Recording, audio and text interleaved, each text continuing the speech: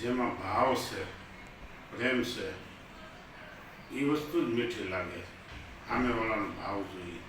ભગવાન કૃષ્ણ વિદુરજીને ઘીરે ગયા કે વિદુર પત્નીને આમ હરખ એટલો બધો થયો, ભાવ એટલો બધો આવી ગયો શરીરની મારી પગારી દોઢ દિશ મારા ઘીરે આવ્યા. પેલા કેળાને ગરબ કાઢીને સાયલું મીડ્યા દેવા કે ભગવાન કૃષ્ણ સાયલું મીડ્યા ખાવા, કારણ કે એનો ભાવ હતો. એમ જ પરશુરામ સબરીને મળ્યા ત્યારે ખાટા ખાટા બોધ નાખી દે અને મીઠા સાખી સાખીને રામને આપે અને એમ કે આહુડા આંખીમાં જાતા હોય ને એમ કે પ્રભુ આ બહુ મીઠું છે, આ એક બોધ ખાવ બહુ મીઠું છે.